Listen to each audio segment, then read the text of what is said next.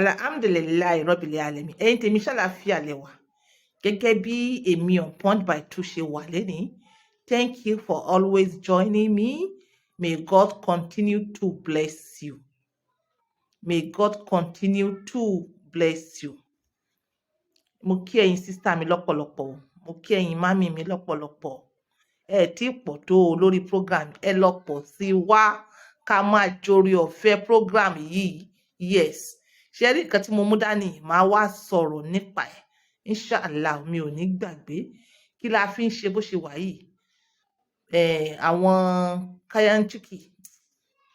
Kayanchiki. Ẹ mọ̀ kan tó ń jẹ́ kayanchiki. Àwọn tinú ẹran òun la fi ń sè. Kó tó di pé bẹ̀t mo fẹ́ sọ̀rọ̀ kan lé lórí kó tó di pé mo sọ ṣóyé yín fẹ́ sọ̀rọ̀ kan lé lórí. Ìwọ obìnrin lé ẹ gbọ́rọ̀ mi dáadáa o. Ìyàwó lé àṣírí tá a fi ń gbélé ọkọ tí wàá fi sit down top tó jẹ́ pé ẹ mọ́ sì mí gbọ́ o obìnrin pọ̀ láyé a need assistant àwọn ọkùnrin kí wọ́n bá wa fẹ́ wọn kí wọ́n mú wọn kúrò ní hustling ìgbésí ayé tí ò lẹ́tọ̀ọ́ tí wọ́n ń gbé afẹ́ bẹ̀ẹ̀ tí wo obìnrin alálùbáríkà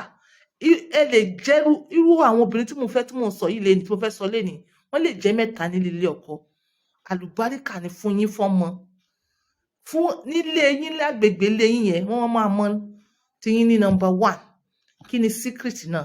náà ni on point fẹ́ sọ fún yín but ẹ ní láti jókòó tì í ẹ ní láti wò ó tán in as much as kí ni ti catch fancy ẹ oní tó ti catch fancy ẹ tó láti ní kó wò ó tán tẹ bá skipping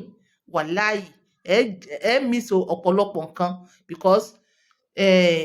kò ní dàbí English language àbá fẹ́ kọ letter writing tá a sọ wípé introduction body and conclusion rárá eléyìí máa ń wá ní bí inspiration bó bá ṣe wá ní inspiration ni you don't need me need the organization ṣó yẹ yín bẹ̀tẹ̀ bá ti rí title tó bá ti dùn mọ́ yín ẹ káàkiri ẹ̀ àwa náà fẹ́ kí fídíò pọ̀ ó fẹ́ mú ọkọ rẹ you understand ṣé èwo ló ń lò ń bẹ̀ ṣé oúnjẹ orí àkìtàn ni àbí àkísà orí àkìtàn èwo ló ń lò ń bẹ̀ àbí mí ajá ló ń lò ní èwo ló ń lò ń bẹ̀ sister àbí ìgbé ajá ni wọ́n ń lò ní sister èwo ló ń lò ń bẹ̀ àbí menstruation rẹ o ló ń lò bẹ̀ àbí ìgbẹ́ rẹ ló ń lò àbí ìgbẹ́ ọmọdé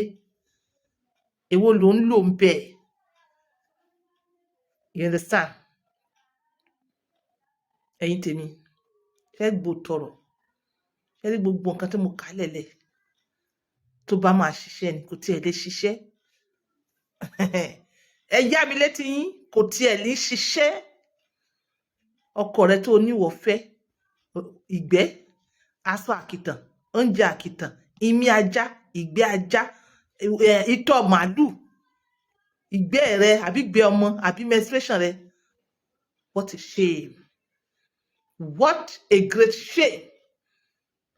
kíní yẹn wọ́n máa kàjọ́ọ̀lì yín ni bí kò máa ṣiṣẹ́ kò ṣiṣẹ́ ó mọ̀ pé wọ́n tó lò fọ́kọ ó máa níwà kan tó máa wù ní àsìkò yẹn àsìkò ìwà yẹn lọ́kọ́ fọ́ọ̀lù fún kì í ṣe àwọn kíní kì í ṣe àwọn nǹkan dọ̀tí ìwọ náà wò ṣó bá tọlọ́run mu ẹ̀dẹ̀ rántí àti bọ̀tá àti sùn I'm not here to preach o I'm not here to preach tí kíní yẹn bá wá dàbí pé ó ṣiṣẹ́ ọ̀sẹ̀ méjì kò ṣiṣẹ́ o ìwà rẹ tó change nítorí pé ó ti mọ̀ pọ́kọ́ ti jẹ̀ nǹkan ńlá ìwọ náà ìwọ gangan ni ìwà rẹ change o ọkọ̀ọ̀kan ni ìwà rẹ change o ìwọ gangan ni ìwà rẹ change nítorí pé wá change sọ́kọ yẹn òun ni tí ọkọ fi fọ́ọ̀lù fún ẹ tí wọ́n rò pé àwọn ẹ̀mí nọ́ọ̀sẹ̀sì tó fọ́kọ jẹ òun ló ń ṣiṣẹ́ tó bá yá sórí gbogbo nǹkan tó ṣe yẹn nǹkan dọ̀tí yẹn ojú rẹ ló máa wà ojú rẹ àwọn yóò mọ kórìíra ojú ẹ imí ajá kí ló mọ ṣe ṣe bó máa ń rùn ni àkìtàn kí ló mọ ṣe ó máa ń rùn ni menstruation tó bá pẹ́ lára kí ló mọ ṣe ó máa ń rùn bí wọ́n gangan ó ṣe máa rùn nìyẹn ẹ jáwọ́ gbogbo ẹ tẹ́ bá ń gbọ́ fídíò yìí lónìí tó bá ṣe láǹfààní ẹ pàṣẹ sẹ́lómi ẹ jáwọ́ ẹ jókòó ti Ọlọ́run ẹ jáwọ́ èmi ó sì fún yín síkírìtì o tó jẹ́ pé ìwọ nìkan you be on top ìwọ tó bá mọ̀ tẹ́ bá sì pé méjì tẹ́ bá mọ̀ tó bá ṣe láǹfààní pàṣẹ sẹ́lòmíì ọ̀pọ̀lọpọ̀ yín náà mọ̀ ẹ̀ ṣe ni mo wá fi kíní mo fi ṣe sample fún yín eléyìí rúùtù sanyàn ni ó ní bá ṣe máa há pẹ̀lú tinú ẹran add 1 or 2 together tinú ẹran ìwọ gangan ni wàá jẹ ìwọ gangan obìnrin ó ní wàá jẹ fún ìbálòpọ̀ lọ́kọláya fún màláka eléyìí súnà ìwọ ni wàá jẹ kìí ṣe pé wàá fún ẹlòmíì jẹ ókè ìgbẹ́ ẹran ìmí menstruation ẹ̀yin ò ṣe jẹ kí wọ́n ní kẹ́yìn kẹ́lòmíì jẹ ìwọ ni wàá jẹ ó máa jó oúnjẹ tinú ẹ ó máa wà lára rẹ ìbálòpọ̀ ọkọ rẹ ó mọ wù ẹ́ ọkọ rẹ ó mọ fẹ́ súnmọ́ ẹ interest ni tinú ẹran la fi ń jẹ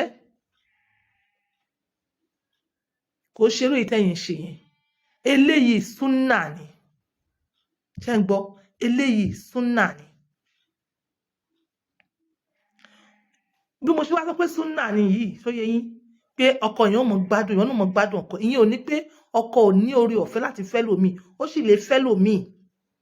bẹ̀t tí ìwọ bá ń dorú àwọn iṣẹ́ báyìí ọkọ mọ nífẹ̀ẹ́ àti súnmọ́ wọ̀ ìwọ náà sì mọ gbádùn ẹ̀ ò ní gbẹ eléyìí súnà ni but having said all this ìwọ o tún wá fẹ́ jókòó lé on top of it àfi ké o tún wá fẹ́ jókòó lé on top of it ó ní kíní kan tá à ń ṣe o ó ní kíní kan tá à ń ṣe ẹ̀yin kan sì mọ ẹ fojú fò ni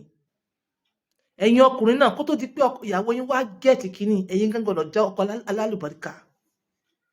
ẹ gbọ́dọ̀ jẹ́ ọkọ tó dáa àwọn mọ̀mí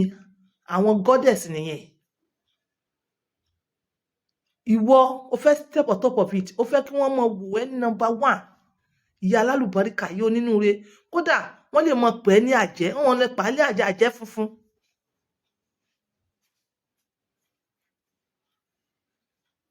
torí pé kí ni nǹkan tẹ́ ẹ mọ̀ ṣe tẹ́ fi dúró lílé ọkọ tọkọ fi mọ wò yín bí goddess tí wọ́n fi mọ wò yín bí goddess pé jẹ́ kọ́kọ́ sọ fún ìyàwó mi náà wọ́n rò bóyá ó ń control ẹ̀ ni kò sí nǹkan kan mi àdúà mọ́ ti lọ ó wá ní bá ṣe ń ṣàdúà yẹn wàá fún ọkọ ládùúà ó mọ fún ọkọ ní àdúà bíi pé òun pàṣẹ ni wàá wá make sure ìwọ ìyàwó yẹn wàá wá make sure pé àdúà tó fún ọkọ yẹn àdúà yẹn ṣe ó make sure pé àdúà tó fún ọkọ rẹ yẹn àdúà yẹn ṣe ó make sure pé àdúà tó fún ọkọ rẹ yẹn àdúà yẹn ṣe kí ni àdúà rẹ ṣe báwo làdúà rẹ ṣe ṣe tí a bá ń gbàdúrà sọ́dọ̀ Ọlọ́run tó bá ń sọ fọ́lọ́run pé ìwọ Ọlọ́run tó bá gbàdúrà mi yìí ìwà yìí mo mọ̀ pé kò dáa máa filẹ̀ àmọ́ gbàdúrà mi yìí fọ́kọ mi ìwọ Ọlọ́run tó bá gbàdúrà mi yìí ìkan báyìí máa fi ṣe sàdákà ìwọ Ọlọ́run tó bá gbàdúrà mi yìí obìnrin yẹn tí èmi àti ẹ ti jà níjọ̀wọ́ èmi ni màá lọ kọ́kọ́ lọ kí ìwọ Ọlọ́run tó bá gbàdúrà mi Ọlọ́run o màá so oúnjẹ báyìí màá gbé lọ sí mọ́sálásí bí ìwọ Ọlọ́run tó bá gbàdúrà mi ó máa ní kankan tó máa sọ kalẹ̀ ó máa ní bó ṣe máa communicate tó bá ń gbàdúrà dólè nítorí àánú ìwọ tó wá gbàdúrà fọ́kọ láàárọ̀ you understand tí àdúrà yẹn wá ṣẹ ní ọ̀sán àbó ṣẹ àdúrà yẹn wá ṣẹ lálẹ́ irú position wọn lọkọ yẹn máa gbé wọ sí irú position wọn ló máa gbé ẹ sí Allah akbar ó gbé sí position ńlá irú ìwọ yẹn ọkọ ò lè tẹjú ẹ mọ́lẹ̀ ṣùàṣùà ọkọ ò lè tẹjú ẹ mọ́lẹ̀ so ẹ jẹ́ kí n sọ fún ìwọ̀nba ni mo sọ yìí ìwọ̀nba ẹ̀yin náà ẹ expand ẹ lórí yín you understand there is something we call ó dìbò mo ti rí iná mo rí nínú Bible àwọn Kristẹni wọ́n pè ní lamentation tó bá ṣàdúrà kan tó bá rí pàdúrà yẹn fẹ́ wọlẹ̀ lament Ọlọ́run o kí ló wá dé tó fi rí báyìí dákun ṣàánú mi mo giri lọ báyìí mo gbé báyìí mo ṣe báyìí mo sì rìn lọ báyìí Ọlọ́run yẹ kó ti gbàdúrà mi mo wọ́ sórí kó délẹ́dà rẹ mú tó bá tẹ̀ tí ń gbàdúrà fọ́kọ ìwọ náà ti dìyàwó alálùbọ́ríkà nìyẹn sign yẹn máa show lára rẹ̀ bẹ́ẹ̀ ló máa show lára àwọn ọmọ kò síbi tí wọ́n lọ wọ́n rà láàánú ni fídíò yìí ti pọ̀ mo believe pé understand ẹ bá wa understand fídíò yìí or you need more knowledge on this ẹ pè mí on pọ́n by two lórí WhatsApp tẹ́ ti mọ̀ tẹ́lẹ̀ you understand so lórí ẹ tún pàdé mi lórí fídíò kan mo fẹ́ sọ nípa libido àti high blood pressure ìkan tá a lè lò fún high blood pressure. This is on point by two using my words to help others. Bye for now.